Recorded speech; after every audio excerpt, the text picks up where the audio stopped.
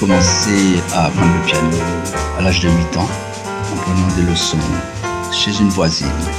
Je ne suis pas allé très loin dans le cursus classique. Dès que je me suis aperçu que je pouvais reproduire quelques airs que j'entendais à la radio, j'ai abandonné les leçons. Bien sûr, je regrette beaucoup. Mais je me suis toujours efforcé de maintenir quand même un minimum de base de lecture. J'apprenais en écoutant les disques. Comme j'habitais chez mes parents, j'étais nourri, logé, et donc je faisais les balles le samedi soir. Je jouais avec Marie Epin dans sa boîte. Le lundi, je pouvais aller chez Debs. À l'époque, il n'y avait pas beaucoup de choix. Il y avait jazz, variété et typique. Tout en poursuivant mes études scolaires, j'ai toujours eu la musique comme passion. J'ai eu la chance de connaître de grands musiciens guadeloupéens comme Robert Mavunzi, Édouard-Marie Epin, Émilien Antil. Et il faut dire qu'on jouait beaucoup de big-in à l'époque. Et puis, en découvrant le jazz, je me suis rendu compte que si je faisais mes solos dans un style bebop, ça fonctionnait. Parce que la big-in, c'est un rythme qui tournait, entre guillemets. Ça tournait, c'est-à-dire qui swingait. J'avais des amis qui jouaient aussi ce style, comme Édouard Benoît, qui était un saxophoniste ténor, Justin Angel, alto, Claude Miraculeux.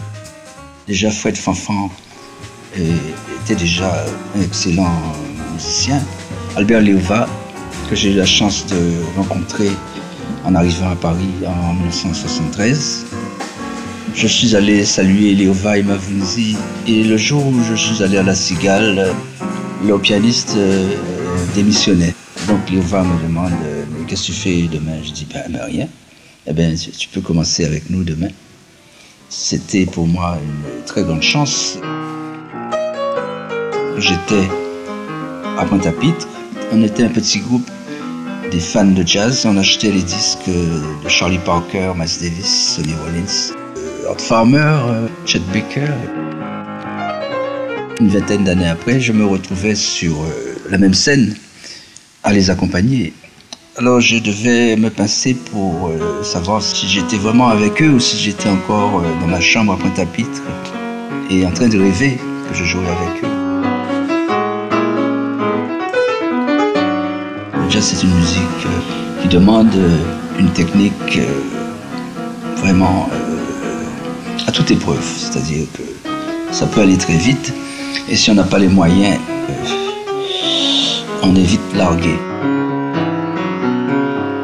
Le jazz, c'est une musique riche, ouverte sur le monde, parce que aujourd'hui, par exemple, on peut avoir un jazz bebop, un jazz manouche, un jazz caribéen, un jazz cubain, un jazz brésilien. Mais déjà dans les années 45, Dizzy Gillespie était allé à Cuba et avait rencontré Chano Pozo. Cette rencontre qui a enrichi et le jazz et la musique cubaine.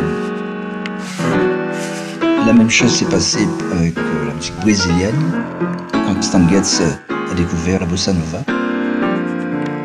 La chose aujourd'hui se produit avec la musique caribéenne. Et je suis sûr que Miles Davis, s'il avait été vivant, il se serait intéressé au zouk.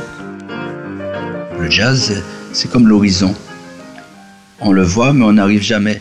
Et dès qu'on essaie d'y aller, mais personne n'est jamais arrivé pour dire « Et voilà, je suis à l'horizon ».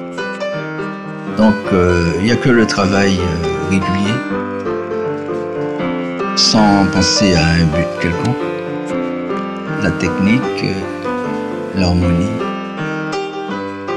et le répertoire. On doit toujours se rendre disponible pour pouvoir